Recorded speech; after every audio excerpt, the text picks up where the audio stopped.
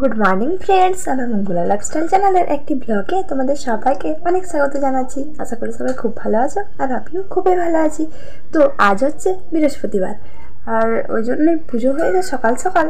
আর এখন টাইম হচ্ছে 9টা। তো মায়েরও স্নান করা হয়ে গেছে, মা স্নান করে পুজো করালো, আর আমিও স্নান করেই নিয়েছি, কারণ আমি হচ্ছে আজ বাজার যাব। তো এখন পুজো হয়ে গেছে, দেখো প্রসাদ দেখাচ্ছি। বেশি কিছু ছিল না, তার মধ্যে কলাটা খেয়ে নিয়েছে বেটা, আর মন্ডা, লেবু, নকুলদানা এই দিয়ে পুজো হয়েছে। ওইটারে সিঁদুরটা মা পরিয়ে দিয়েছে আমাকে, আর ভাত বসিয়ে দিয়েছে উনুনে। এই যে দেখো, দাদাভাই বিষ্ণুপুর চলে গেছে। তো এবার আমি ওই জন্য স্নান করে রেডি হয়ে গেছি। আর কি সবজি হবে দেখি, কেটে রেডি করে নিতে হবে। আর সোনুকে নিয়ে যাবো ভাবছি, তাহলে মাকে জ্বালাতন করবে না অতটা, ওই জন্যই। তো আমি বাজার যাব, বাজারে কিছু কাজ আছে ওই জন্যই। তো চলো, পরে কথা হচ্ছে। জলখাবার আলু ভাতে আর খিচুড়ি খাবো। তো যে রেডি হয়ে গেছি, হ্যাঁ যাচ্ছি।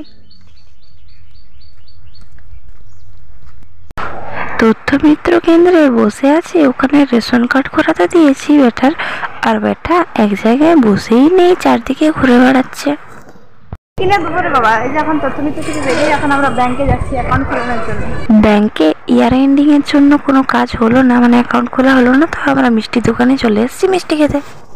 তো কি রান্না হয়েছে বলতে, ভাত তো আমি নামিয়ে দিয়েছিলাম, তরকারি কি হয়েছে সেটা দেখি।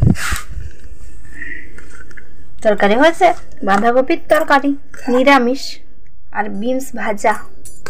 অনেকগুলো বিনস বাবা এনেছিল ওই জন্যই।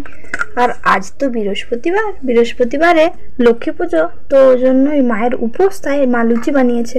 মা লুচি খাবে, আমরা ভাত খাবো। তো এবার সোনুকে স্নান করিয়ে দেবো। জল গরম করে দিয়ে যায়নি, আর মানে রোদে গরম করতে দিইনি, ঠান্ডাটাই করিয়ে দেবো, আরাম লাগবে, খুব গরম লাগছে ওই জন্য। সোনু খাবার খেয়ে ঘুমিয়ে পড়েছে। আজ একটু গরম লাগছে, পাখাটা চালালে হতো, কিন্তু চালানো হয়নি। সোনু ঘুম থেকে উঠে থেকে ওর বাবা চলে এসছে, আর ওর জন্য একটা ক্যাডবেরি এনেছে। তো ছেলেকে বাইরে নিয়ে গিয়ে এই ঘুঁটেগুলো দিয়ে দিলাম। সন্ধ্যেবেলা ছেলেকে লিখতে বসিয়েছিলাম, অনেক কষ্টে এইটুকু লিখেছে। আমাদের এখানে যে হরিনাম হয়েছিল দেখেছিলে তো, আজ 8 দিন হয়ে গেল। তো অষ্টমঙ্গলার পুজো হচ্ছে। তো যে কোনো পুজোতেই 8 দিনের পুজোটা হয়, ওটাকে অষ্টমঙ্গলার পুজো বলে।